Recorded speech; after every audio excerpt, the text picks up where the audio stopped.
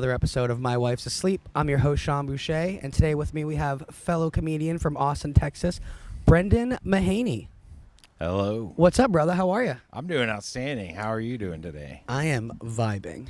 I am having a great day. I have a podcast with a funny comedian I met, and I'm going to a Deer Tick concert. Can't complain. Deer Tick fucking rocks. So how are you? I'm doing outstanding. Awesome. You live in Austin, Texas, Yes. and you're in Portland for a little bit. Yep. How are you liking the scene out here? I'm loving it.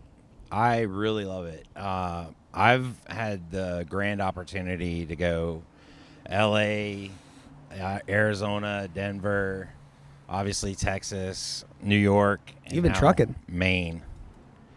And it's like, I really feel Maine is like gonna be the next hotspot. You think so, after being to all those places? I really do. There's a lot of special things here. Yeah. I mean, especially when you've got Big J coming tonight, which is where I'm headed. Fuck yeah. You got TJ Miller, Ari Shafir. You've got Yeah, Ari was fucking rad when he was here. Louis J. Gomez coming through soon. I saw on the sign too. I mean, you've got some really big names coming through here. You've got some really good rooms. Yeah, we met on Tuesday at Cheese Louise. I was out smoking. You showed up for the mic, and I was barking like an idiot trying to get people. Everybody else was just sitting in there. I'm like, all right, look, I've heard your material. Let's get some people going. Yeah. So I'm barking, and you and me started shooting the shit. And I was like, I like this guy. This guy's rad. Not to cut you off. Continue. I apologize. No. I mean, and that's kind of the thing that I've noticed about the scene is that it is like still a young scene, and like, you know, I was born here. I was back here in 2018, and there wasn't really, the scene was just kind of getting started. Then COVID happened, flattened everything, and it's like now everything's kind of getting back going again, and everybody's figuring everything out. And there's a lot of, you know, newer comics, and they don't know about barking, and they don't know about like what to do or promoting, or like, hey, I'm headed to this mic tonight on the Instagram, you know, like promote the mics, promote the host, promote, always promote, keep promoting. Yeah. But it's cool because, like, on this ride, like you said, you've been to all those states. I'm sure you've met a lot of rad people along the way. Like, I was going through your page, and I saw you, like, you were waiting outside of like, Kill Tony's, and, like, you're always tagging people. I always do that, too, because it's a community. And, like, think of how we met on Tuesday. Like, yo, we're going to Blue. Do you want to go? And you're like, sure, fuck it. And we started just walking through the streets of the Old Port, like, cracking jokes about local shit, and you're, like, just hanging with us. And fuck yeah, man. Yeah, I mean, I think that's kind of like the best part, in my opinion, about comedy. It's like wherever you go, there is a community. You just got to find it, tap into it, and then go on the adventure and just keep an open mind and see what's up. And every community, every scene is a little bit different. Yeah. But this is a really good scene. Everybody's really excited. You know, everybody is, you know, the biggest thing is like opportunities. There's not as many here, but I feel like as things progress in the next couple years, like there's going to be a lot more opportunities, and there's going to be a lot more growth, a lot more development. That's kind of the biggest thing that I hear on the street is just like, hey, I only get like this mic and like one other mic in every week. You know, I'm only getting like 52 mics a year. And I'm like, well, you can drive. Yeah. It's kind of like, but it's like everywhere else. It's like, how bad do you want it, right? That's the fun part of it. That's the adventure of it. Like, oh, I was driving up to Nomads up in Brunswick. It's 50 minutes out, and this happened along the way. And like you said, how bad do you want it? 52 mics. I mean, shit, I miss a week. I went to New York, and I missed a week. I have all my rooms up here that I try to hit. I try to do at least 4 to 6 a week. And when I came back from New York and I wasn't on stage for 8 days, I felt it. I was like, I wasn't sweating on stage, but I was like, oh, fuck, like, it's not like riding a bike. No. And that's why from coming up from New York to here, I didn't know anything, I just put my big boy pants on and started asking around, looking around, but I was prepared. I'm like, okay, this is going to be a major change. I know no matter what, it's going to be less than New York, well, less than Austin. But I was pleasantly surprised by like the amount of, I can at least get 7 mics in a week without, and more if I really planned it a little bit better and was a little not quite so hanging out so much. But again, you got to drive for it. But like I said, as people start growing, they learn a little more about promotion, start putting on their own shows. But that's what's beautiful about Maine is it's a big state, but like Portland especially, we're like 45 minutes from New Hampshire. When I moved up here June 1st, I already had shows lined up in Rhode Island and like Massachusetts. So, pardon me. Yeah, I'm driving like 2.5 hours there and 2.5 hours back, but I'm telling jokes. I'm telling jokes in different states. I'm working out different crowds. Yeah. Yeah, and that in my opinion is kind of like the best experience and the biggest opportunities because when you're grinding in one town, people get to know you and they kind of like, oh, he's funny, and they just already have that expectation of, oh, he's funny. So they're a little more willing to laugh. Mm-hmm. Even if you're having an off night, they're giving you more of the benefit of the chance. You go out into the streets of a new town where you've never been to, and these people have never seen you before, and you're having a bad night. You're having a bad night. Yeah, well, that's why you got to hit him with that fucking solid 5 that you had that you've been telling for fucking 4 years. Yeah. Dude, like coming up from Florida where it's Florida, and coming up here where it's more liberal rooms. And I asked Zach, Bad Boy Zach, that's what I call him now, after I was giving him cigarettes all night. Zach the Stash. Zach Stash. I was giving him a cigarette. Come out like, give me a cigarette. I'm like, yes, sir, boss. But I was telling him, I'm like, do I come across as like a grumpy old man with some of my material? He's like, no, like, that's just like your personality. And I'm like, well, yeah, I don't want to go on stage and be like, these fucking kids nowadays and blah, blah, blah. I have that side to me, but it's learning. It's learning. Yeah. Like, okay, I need to set up and present this not as, and this fucking blue hair the other day, like, which it's just using that as an example, but like, back when I was a kid, because like I have a bit about going to restaurants and, they say don't talk to strangers, but then when a server comes to the table, it's like, oh, what do you want? Do you want this? Like the kid gets the mac and cheese everywhere he goes. He's not going to feel adventurous on a Tuesday and try the fucking haddock. Like, And then I'd go into like, when we were kids, my mother was a gangster. We'd get there. She'd be like, I'm having chicken parm. The big one's getting spaghetti. The little one's getting nothing because he fucking sassed me. Yeah. And it's like, fuck, I'm only 31. And I'm like, yeah, back when I was, you know what I'm saying? Like, yeah. I know exactly what you're saying because, I didn't seriously start getting into comedy until my 40s. Oh, wow. So I've been experiencing, like, the whole kind of gamut of things, like a real generation gap in a lot of spots.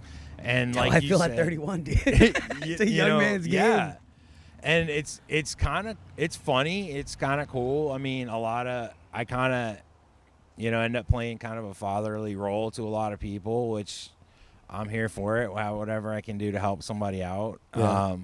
Because, we're all comics and most of us don't have dads. And a lot of these kids, like, they don't even know how to change a tire.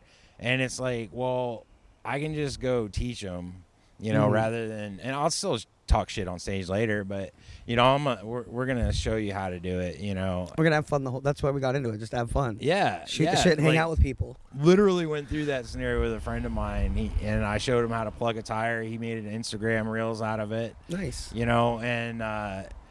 And that's, I think, the good thing about the community. Everybody has some kind of skill. Like, if you ever need to get anything done, there's somebody like that's a painter or a plumber or. That's what a community is. Yeah.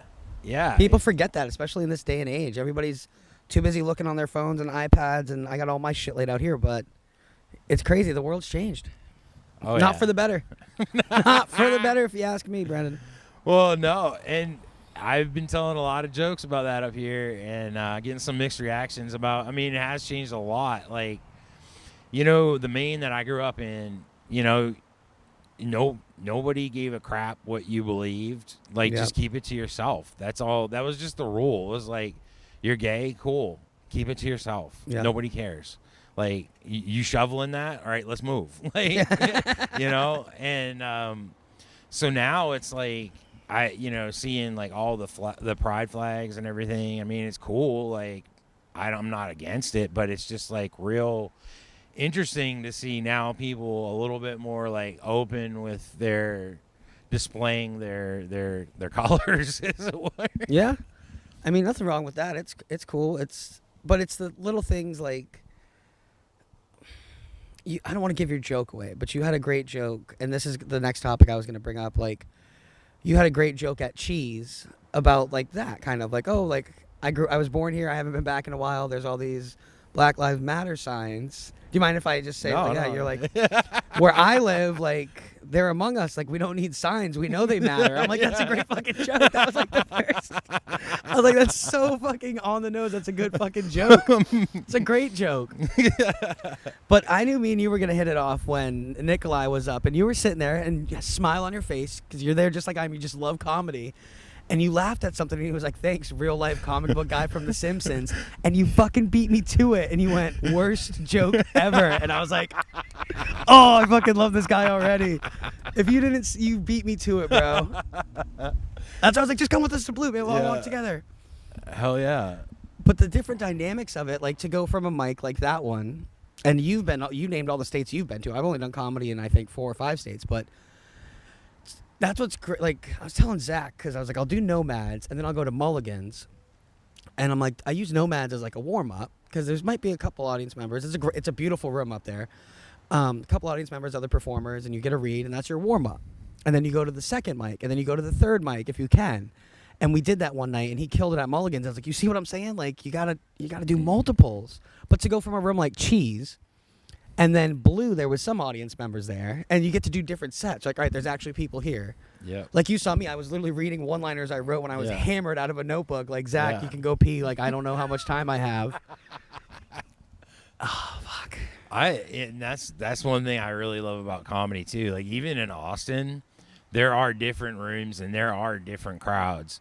Like, and there are things that work very well on 6th Street that do not work in Round Rock or Pflugerville, like, or just north.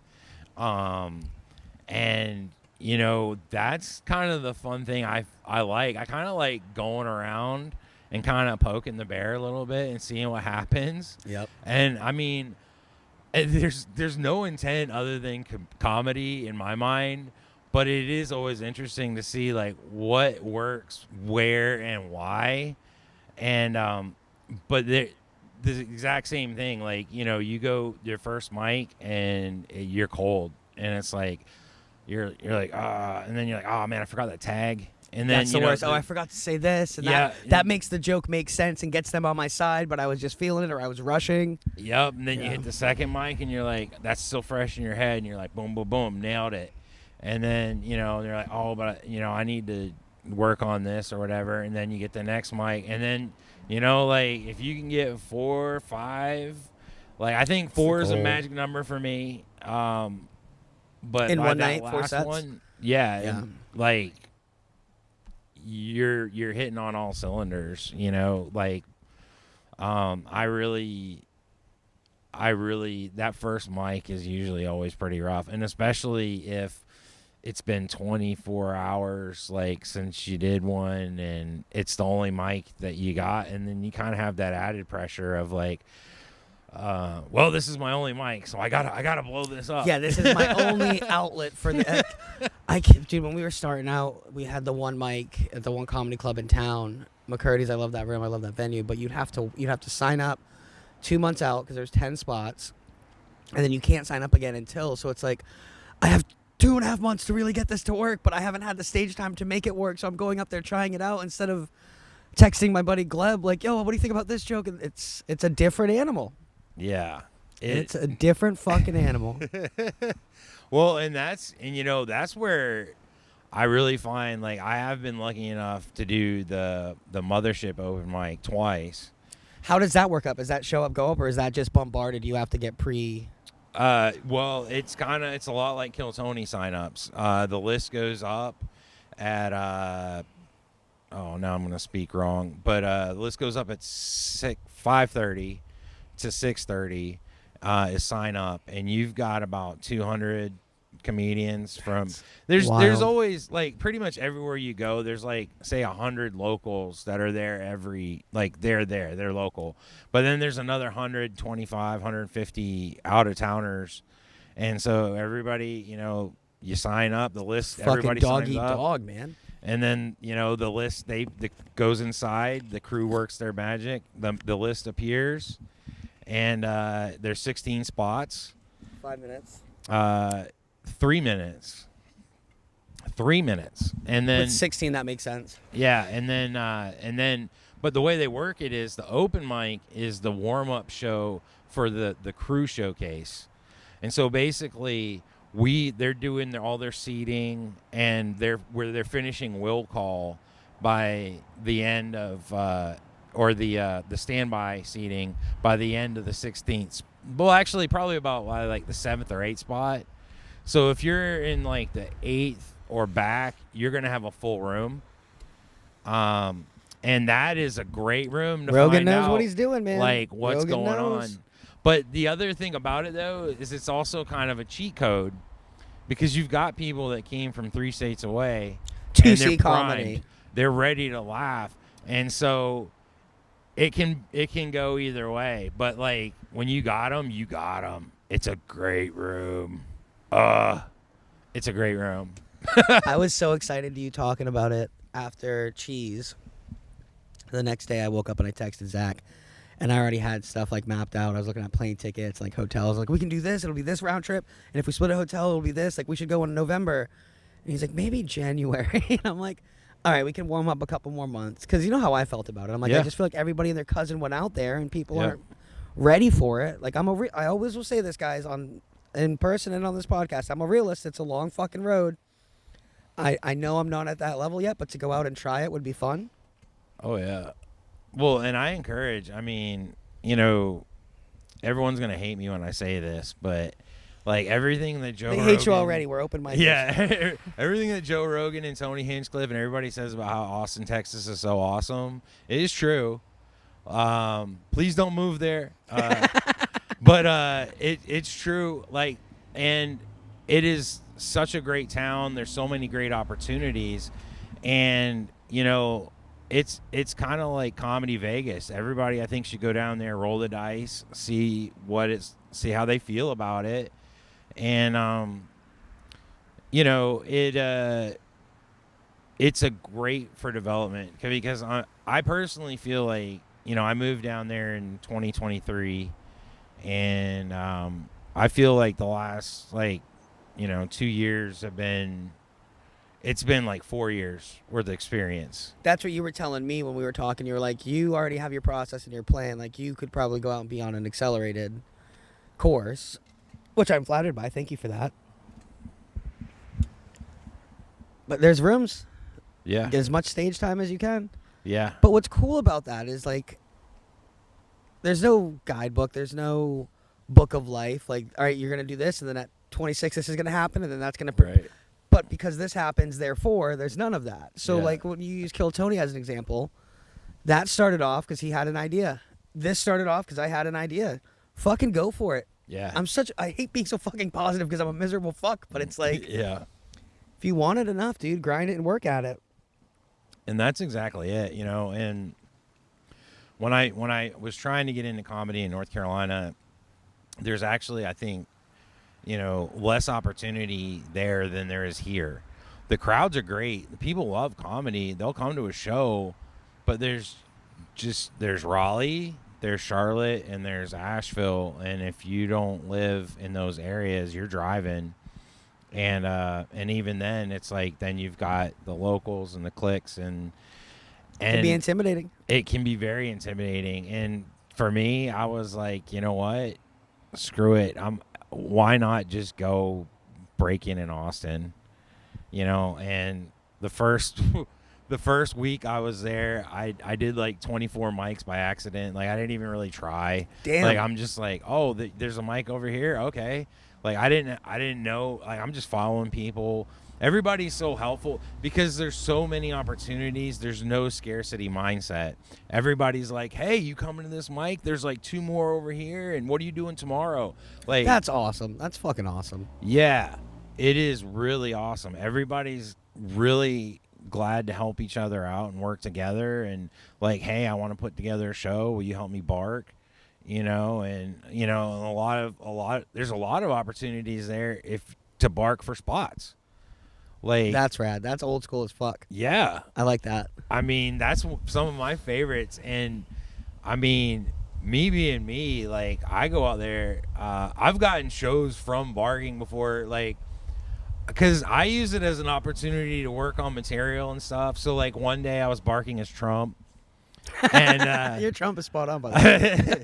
there's a lot of good people in the lineup. I'm telling you right now, you're going to miss a tremendous show. You're going to really wish all the people that are going to be, there's probably going to be 10,000 people, so many people. We had to get chairs from 7 different bars, folks. I don't know how we did it. We had to bribe the fire marshal. I'm going to tell you right now, the mainstream media won't tell you. And, like, I actually had someone. That's fucking great. And they're like, they came up to me and they're like, that's great. If you would dress up as Trump and bark for the show, we'll give you a spot. Is that the one? Because I saw on your Instagram you got Yeah. on stage with the orange face. Oh, yeah. I've done it a couple times. Yeah. Yeah. Ryer Cameraman is a doorman at the Mothership and at the Sunset Strip Comedy Club, 2 of the greatest spots in Austin. And she is an absolute genius. And she recognizes genius, folks, I'm telling you. But she saw me barking as Trump, and she was like, you're really good. They have a show called Good Evening News at Sunset Strip every Tuesday at 10 o'clock. And she said, would you like to come on and do Trump? And I was like, wow, heck yeah, that would be awesome. Fuck and so yeah, dude. we did a debate, and she played Biden, and then we had Martin Phillips with cerebral palsy. He played RFK. And you might know me by my voice. Like, brilliant. So yeah, and that was like the first time I like went full Trump. And I stayed in character and just From what I saw did on your mics, Instagram video. And Yeah. I've done it a couple times. It's very interesting. Like, especially when you're barking, because you can see people like 2 blocks down, and they're like, "Oh hell no!" Yeah. They're like, "I don't even want any part of that shit." Dude, the balls to do that. I give you props. I loved when you did it at Blue, and because you're like, yo, the guy took a bullet for you guys. What the fuck? And then you went back into it, and you're like, fuck Shane Gillis, you guys just got that for free. Like, I was like, get him, Brendan. Yeah. Oh, dude, That's where I really. I was like so come- excited for you. I was like, he's killing it. He's killing it. That's where I get like so excited about comedy. Is like when I first started, I was very like, I wrote everything out, and I was very meticulous, and I practiced for open mics, and I was like in the mirror in front of my dog and my comb, and I worked, and like everything that I really worked on really sucked. That's And what like, I've learned. And then like when I would have these moments of like, ironic genius that would just pop up every once in a while. And then, people would tell me like, dude, you're really funny, just not on stage. You're like, that's like exact opposite of what I'm going for. What the fuck? They're like, just be the guy you are in the hang, like on stage. And like, once I kind of started figuring out how to do that and doing the voices, doing the character, and realizing like the stage can be my safe space. Like, this is my therapy session, guys. These are the voices in my head. Yep. And now you get to hear them. Like, it changed so much. Because I would do that too, like along my short journey that I've been going on. I would practice because I took a comedy course, and it was great. It taught me that muscle memory of, okay, I get on stage. Like, the worst is when somebody has the mic stand in front and it takes away. Like my buddy Gleb would do it, and I would, because he's my best friend, I would want to go up and just grab the fucking mic stand and move it while he's doing his set. Yeah. But, let the people learn.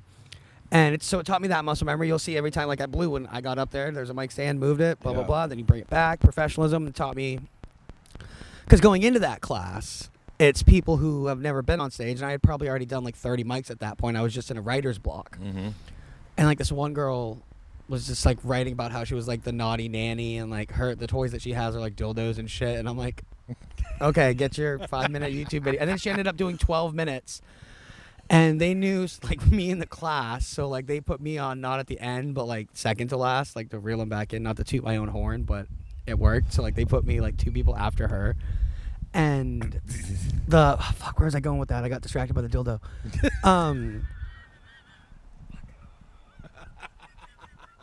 No, where was I going with that? I'm so sorry, people of America. Yeah, that is very distracting. Yeah. Fuck. You're doing great Trump impressions. I can't even tell a goddamn story. Thank you for your patience. But anyways, how was Mulligan's? How'd you like Mulligan's? Mulligan's is great, everybody. I You should love go that room. Head out there. No, yeah, it was really great. And I told you, I was like, you're going to love Mulligan's. well, and it was really cool. The host had checked me out, seen me on Kill Tony, and Nate? and Buzz. Buzz. Fucking And Buzz. Buzz came right out and greeted me right away. It was awesome, and it was a great room. And I mean, see, that's the thing. That's why I think Maine's going to be the hot spot, because Cheese Louise, there was 2 civilians. Zach was a little upset. I mean, there's so many mics in Austin that your crowd gets divided. And there's a lot of times there's 15 mics simultaneously. You might not have any civilians. You're going to comics, just comics. Yep. And those are the worst. So like when I go out to the mics here and I'm seeing you've got 5, 6, 10, 20, 30, 40 people, and Buzz is in there working the crowd, getting people, pushing them in for the mic, that right there. They're a great team. I love that team so much. It's like, because there's a trade-off. It's like, yeah, mic time is important, but so is crowd time. Like you were saying, mic time is important for fundamentals. Move the mic stand. Get your stool, whatever you're doing, like get it done, get it out of the way, just do it automatic, don't even think about it.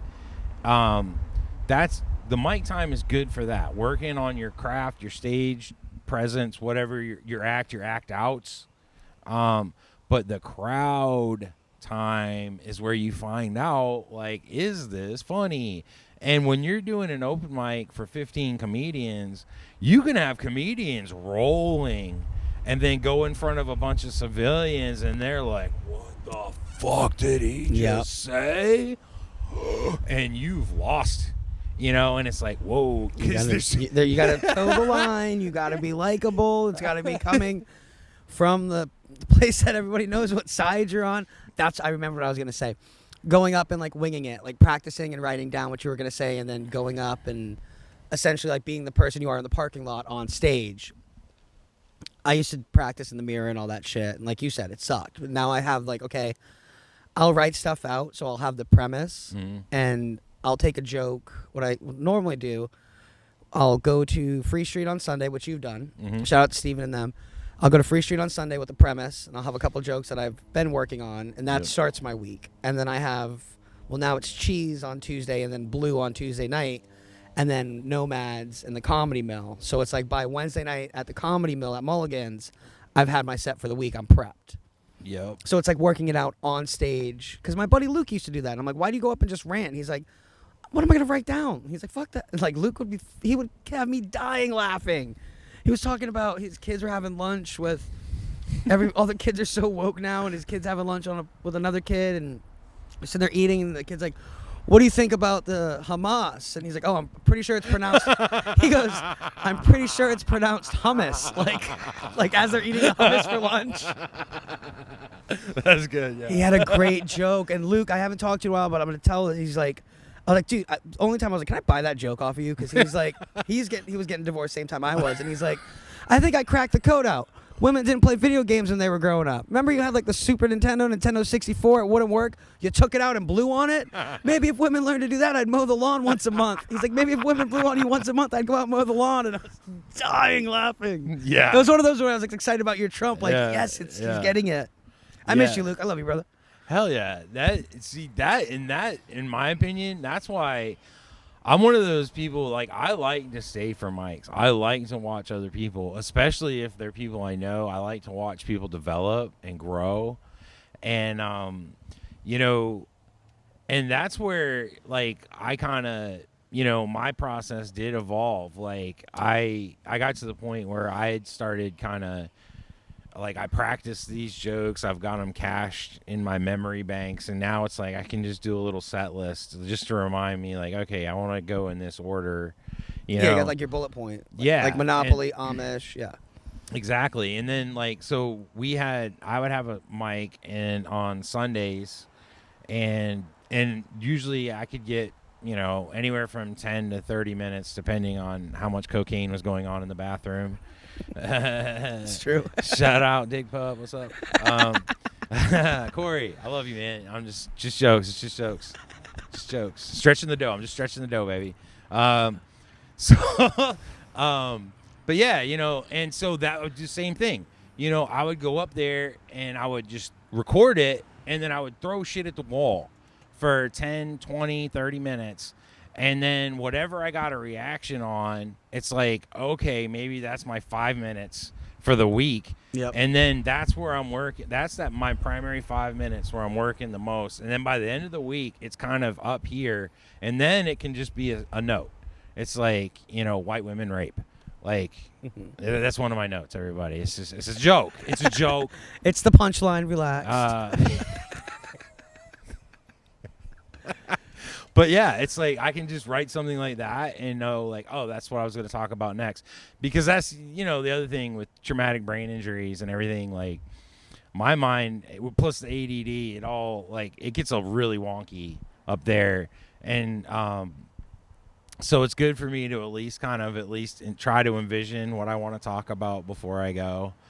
But yeah, I try to not go off my notes as much as possible on open mics, because that's when, you know, you might be saying something and the thought, you know, your setup's funnier than what you thought was the punchline. Yep. And then you go back and listen and watch it. And yeah. Clips are important. I mean, I know it's cliche, but it's part of comedy's always evolving, and it's a part of it now, unfortunately. Like, being a comedian, you have to have, it's not like, oh, I was in Portland, Maine, this guy, Zach Laundry, you know, he was fucking hilarious. He had the room going. You should book him in Austin. And then somebody calls Austin. You get a call from Austin. Hey, Brenden was just up there. He told me you're funny. You want to fly out. Like, now people can see your work. Yeah. And people need to see your work in order to level up, for lack of a better word. Oh, yeah. I do that. I'll come home and I'll watch the clips, and I'll post a clip on Instagram. You've seen, like, when I did whatever I did last week. So many fucking clips. I got to go through my phone. But it's part of it now. Yeah. That's a really important part, and a lot of people don't understand that.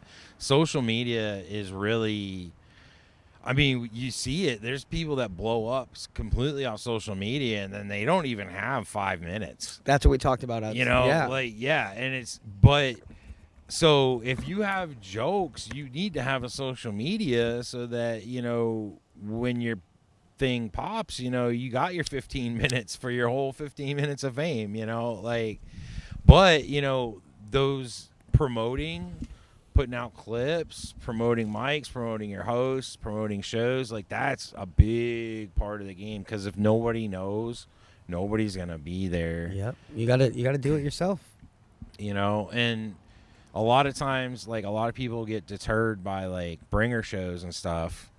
But, you know, the secret to that is just go bark. Yep. You hand out flyers, put your name on it, bark 5 people in. That way you don't have to burn out the same 5 friends every time, you know? Like, pro tip. Yep. Oh, well, he's still doing his fucking Monopoly joke. He's still doing... Yeah. Yeah, because that's happens. exactly it. Because, like, in New York and in LA, I found it's a lot of pay for play, like $5 for 5 minutes. Plus a bringer, plus a 2-drink minimum, plus you got to stay for the 2-hour block. Like, and it's like, whoa, how am I supposed to do things? Multiple, yeah. Yeah, and I can see where that really can stifle a lot. And so that's why, like, coming here and seeing free mics, like, just show up, that is a beautiful start to something. You guys are already on the right track. Like, Yeah, don't fuck it up. Yeah, I haven't paid. When I was in New York, that was the last one I paid for when I did the tiny cupboard upstairs. I was all excited. I looked up comedy clubs. We were in Brooklyn. It was a tiny cupboard. Oh, no shit. $2 for 5 minutes. Fuck yeah. So we go to the address, and there's a note on the door like, if you're here for the 6 o'clock open mic, go around the corner, punch in the number, and they'll buzz you up. So we go up. I brought my friend and his now fiance, and they were the only 2 audience members. We were in a fucking broom closet, essentially. It's a tiny cupboard. And I thought it was like going to be at the club. I'm like, oh, cool, a club in New York. I'm like, I'm at the fucking janitor's closet upstairs. It smelled like fucking chemicals because there was a beauty salon across the street. Nice. And it's me and like 7 other comics, and then my 2 friends. And I went up, and I wasn't nervous, but I could tell it was like these guys are all together. They're all clicky. So I did my 5, got like 2 laughs, but I didn't have a notebook. Yeah. And my internal clock was ready. I knew when I didn't need the light. Fuck your light. I've been doing this. Like, yeah. And they said afterwards, like, they were all leaving, going to the mics together, skipping, getting along the subway. I'm like, fucking fags. But, like, I should cut that out. Fucking bleeps. And beep, beep, beep. have fun at Dimitri Martin's Pizzeria, bitch. No. So my 2 friends that were there, they were like, yeah, like, that was interesting because you didn't have a notebook and you knew, like, you didn't need a light. Like, some people went over and they had to, like, tell them they went over and this and that. And I was like, well, yeah, because I've been grinding and doing it. Like, you have that eternal clock. Yeah. It's beautiful. There's so many things involved. I still talk to this one guy, Dan. I'm going to have him on the podcast soon. We're going to do it through Zoom, but we call once a week and just do a workshop. Yeah. He's like, this is what we'll talk for like an hour. He's like, this is what I've been working on. And then I take it and I digest it, and I have my warped sense of humor where I'm like a grumpy old man. And I'm like, well, I would arrange it like this. And then I've been working. I read him off all the one-liners, and he was like, some of them are just too smart. You got to, like, dumb them down. Yeah. Like the one where my brother told me he was mad at God. I told him, join the club. We have yarmulkes. He's like, I didn't get that one when he texted it to me. And I was like, it's Jewish people. Like, Yeah, right. Yeah. Yeah. Watch some Jordan Peterson, everybody. Yeah. I mean, God. Where are you in your path to self-enlightenment? Come on. It's a beautiful ride, though, man. Yeah. I don't know what the fuck. I was talking to somebody. I don't know what I would be doing if I didn't have comedy every night that I'm not working. Ooh, I'm telling you, I know what I would do, and it was horrible. It was sad. I mean, honestly, like, the thing that I love, one of the things I love best about comedy is it's the closest thing I've found to hanging out with my army buddies. Like the camaraderie of it, I can see that. And and the fact that we all say wild shit, and we all know it's joking. Nobody takes it serious. We're just fucking with each other, talking shit, telling jokes, smoking and joking. You know, like, it'd be like downtime in between ranges or, you know, after the day or whatever. And it's like after all the time, like, that's the stuff I miss the most, is like just chilling with the homies, just cracking jokes and talking shit to each other. And I didn't know how much I really missed it till I started doing comedy, and then I'm hanging out with other comics, and I'm like, yeah, you guys are just as damaged as veterans. This is perfect. Like, you get it. Like, all of you have, you know, we're all special. And then, like, with that, you get the stories that come with that camaraderie. It's like me and Zach. Like, Zach, remember when we drove to Massachusetts and this happened, and then we were coming back and you were falling asleep. I'm trying to talk to you, and you're like, and I'm like, you falling asleep? You're like, no, I'm awake. I'm like, you don't have to lie to me. It's a 2-hour drive. Fucking go back to bed. So you have, like, I can see that. That's wild. So to come back into that kind of commodity must have been really exciting. Yeah. Yeah. And I mean, because that's the thing, too, is like in the military, like, or at least in the Army, you know, everything's like, everything's a buddy system. Like, you always got a buddy with you everywhere you go. You're never alone. If you're alone, you're wrong. Then you get out and you're just alone. And it's like, I'm just wrong. I'm always wrong. God, I'm always wrong. Where's my battle buddy? I don't know. You got battle buddies in us now, man. Yeah, exactly. And then it's like, now I can step out and we can go on fun adventures, and it's really the same thing. I mean, driving to Army training and driving to comedy gigs is, you know, like, some of the funniest people I know are in uniform, and they will never pick up a mic. No. and we'd be going down the road rolling, telling stories Yep. about boogie bears and adventure. Like I got one. She had to have at least a 52-inch waist, man. What are they called? Boogie bunnies? Boogie bears. Boogie bears. Yeah. Okay. A lot of Learn something new every day. Fort Stewart, Georgia. There's a lot of good boogie bear hunting down there. They're the best Season's boogie open bears. year-round. Good boogie bears. They happen to be an invasive species, kind of like feral hogs, but a little nicer. That's fucking great. They're way better than the Dependopotamuses. What's a dependopotamus? That's a woman who's got the hardest job in the army by being married to a soldier, and so she hits the bars to tell all the other men how hard her life is, and would they like to come home with her because her husband's gone.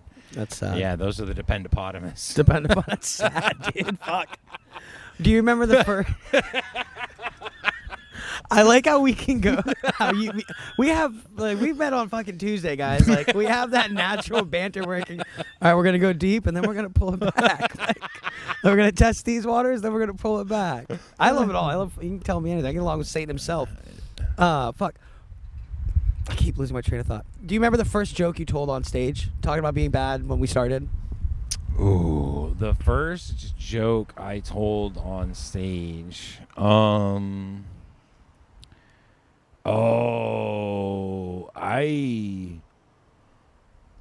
honestly, I don't, but it went horrible. It went really bad. Like, and it was like so bad it was funny. Mm-hmm. It was like, I think, and because I was new, like nobody had seen me before, like they didn't know if like that was in my act, like if I was intentionally being that bad or if I just sucked. And so I actually got some like sympathy chuckles. Okay. But I remember feeling like, ultimately it wasn't as bad as I thought it was going to be. I remember the feeling more than that material, but I do remember like saying that's trash. All of that is trash. I worked so hard for like 2 weeks and so I was gonna say, like, were you just there and you did it, or like you signed up and you're like, okay, I have a date where I have to have this? Yeah, I was like, it was right after my birthday, and I wanted to do it on my birthday, and but I was sick, and I was like, it's okay, I got my material prepped, I'll go on Sunday. And I think between the fever and everything, I mean, luckily my brain blocked most of it out, but it was positive enough. Like, the host was good enough to say, like, you didn't suck. Yeah. That was nice, like, so it was just, horrible. I mean, you need to write better, but like, but I got better reviews than the guy who brought me there. So I was like, hey, I did better than him. I mean, not too bad. Like, we'll see. But that wasn't my worst set. I mean, there's times like I've literally recorded voice memos on the way home of like, this is why you need to quit. Yeah. Like, it happens. Suck. Like, and then listen to it the next day and been like, oh wow, I'm sorry. Like, we're gonna delete that. Don't. Yeah. Earmuffs. Don't. No. We were just venting. It's okay. It's highs are high and the lows are lows, dude. Yeah, and it's all about, it's like everything else, so it's all about the journey, because like no matter where you go, what you do, like there's always that next thing, and it's like, for me, like when I first started doing comedy, like I just wanted to get on Kill Tony and not suck. And then I was like, but then I realized, like, I'm not bad at this. Like, this is really fun. Yeah.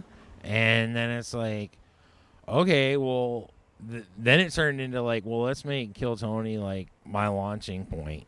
Like, let's see, like, if I get the opportunity, like, we'll just have to run with it, And now you've done it twice. Yeah, I've done it twice. And both times, absolutely amazing experiences. Like, and that's the thing. It's like, I've had the experience of doing both rooms at the mothership, the Fat Man and the Little Boy. And I'm telling you right now, like, everything they say about that club, this soundproofing, like everything is set up like no matter where you're sitting, it sounds like you're right there in front of the speaker. Well, it's the dream club. I mean, fucking Joe Rogan made it. Like, he's been doing it for he talked about a story where he was showing Louis C.K. around, and he was like, ceiling needs to be lower. So what do you mean? He was like, think about all the clubs. Like, we grew up, I'm paraphrasing, obviously, but he's like, think about all the rooms we did that were like the great rooms when we were starting out. Ceiling needs to be lower. So Joe was like, I thought about it, and I was like, all right, fuck, push us back another 2 months. We got to bring the ceilings down lower. Like, yeah, that's the spot. And it's true. It is very true. Like, and everything, the seats are crowded up to the stage, and the audience is right there. You can just the stage is right there at just above table level, and that feeling, that room is electric. Both rooms are electric. Like, and definitely it's like going on that stage will let you know like if it's what you want to do or not. Like, I've seen people go up there and have horrible experiences, and they're like, that's not what I thought it was gonna be. And it's like, hey, cool. It's not for everybody. If you can't eat a bag of dicks on stage in front of a bunch of strangers, like, that's a major part of it. So this is why I think highs suck. Let me see if you agree with me. Most of the time they do. Yeah, exactly. Yeah. I mean, and that's, honestly, it's been some really good therapy too, because, it's one thing like taking a joke from your boy. It's another thing taking a joke from a stranger, and yeah, you have to appeal to them. You have to sell yourself to them. Well, I mean, when they're hitting you with a joke, like say you're getting roasted. Oh, like, yeah. Like, so as an Army guy, when you're hanging out with your boys, like, that's one thing. But, if you're on the street and somebody's talking, like, hey, you want to go? So, like, learning to disengage the fighting ego and use my words instead and come back. Just like my mom, I know you're so proud. I'm learning to use my words. Like, literally, though, like, and not engage with the ego. It's like, I don't know you. You look gay. Me and my best friend Gleb, we were talking shit outside of a bar one time. He's from Ukraine. And I had a couple, and obviously I had a couple at a bar. And we're talking shit to each other, and he's like, "Oh, fuck you, you're fat," and going balls. Like, "Fuck you, you live off fucking borscht and beets. Like, go back to fill up a private jet with fucking borscht and go back to your country, you fucking immigrant, my tax-paying dollars." But like, that's like, that's like our banter. And the door guy looks at Gleb and goes, "Are you gonna let him talk to you like that?" And me and Gleb are like, "What? Like, what do you mean?" He's like, "Dude, you just said some fucked up shit." I'm like, "Bro, that's nothing. You should hear when we're like not in public." Like, so I get that ego and like a stranger watching two people like, "Fuck you" and "fuck you." Yeah. Well, and that was an eye opener. I was like, "Damn, like words have power." Yeah. You don't think about it. You kind of don't. I mean, I never really did until like I started like getting into this game and like analyzing like what I'm saying, how I'm saying it, how I'm setting it up, and making sure like I'm punching in the right direction, because that's another big thing. Telling the truth, but telling it from the right angle.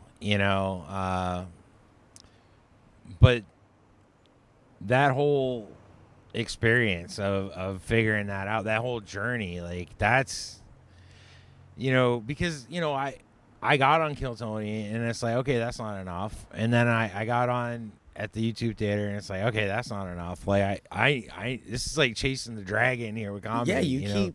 I mean, that's good to have goals though, and then achieving it. Like you said, you want to do Kill Tony, then you've done it twice, and you're like, all right, what's the next goal? Yeah. I was like, I entered New England's Funniest, and I was like, okay, like I'm gonna do it, and if it progresses, that's awesome. If not, I had the story. Now I'm in round 2.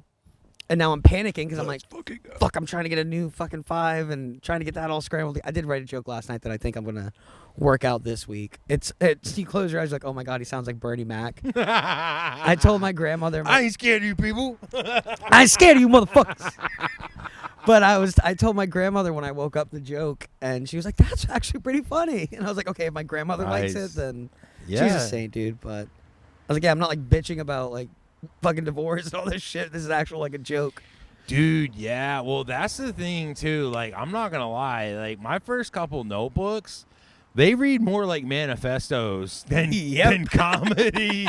I really hope like nobody ever finds my first comedy notebooks because I canceled myself. Like literally, like it's bad. It's bad.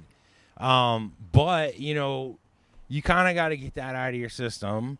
And then, that kind of helps formulate your perspective a little bit. And you get used to kind of writing. And, sometimes I think the best part about comedy is that we're telling people what they need to hear. And maybe it might not be how they want to hear it. But we're telling them something. We're telling them a truth or an observation, something that we've seen, and the working it out to make it funny. That's but when it hits, it fucking hits. Yeah. And you're like, dude, the 2.5 months I've worked on that joke, like Yeah. all of that effort for these 4 or 5 seconds of laughter, it's like, oh, like you fucking did it. Yeah. And see, and that's another good thing about the scene up here too, is that a lot of the mics are 5 minutes. I've been to a 10-minute at the Free Street. And House of Main Comedy, or House of Comedy, Main House of Comedy. Main House of Comedy, I believe. Yeah, Stevens. And the time is a big thing because in Austin too, a lot of the mics are 3 minutes. 5 minutes is considered like kind of a long mic. So if you're working on like 7 minutes, or you got a 15-minute feature, like you might have to hit 5 mics just to work 15 minutes and break it up. But the time's there. It's just like you always have to kind of just be adjusting and figuring out like take this word out, take that sentence out. And just keep twerking it out. But like the fact that you guys are running like 5 minutes, like that's a good time. Like 3 minutes, like especially at Mothership, like 3 minutes, that's like an audition. It is an audition. Like you're trying out to become a past comedian. So you're coming with your hottest shit. Yep. The stuff you've been working all week. Sign-ups on Sunday and Monday. It's like I've been working all week on this. It's in my head. I'm prepped. Ready to go. Prepped. Yeah. You want to show up correct. That's what I always say. Show up correct. Yeah. And I think that's another thing that I think I don't know. I do. It's just a practice. Like when I go to a club for the first time for an open mic, like I generally hit it, like treat it like kind of like an audition. Like I use my good stuff.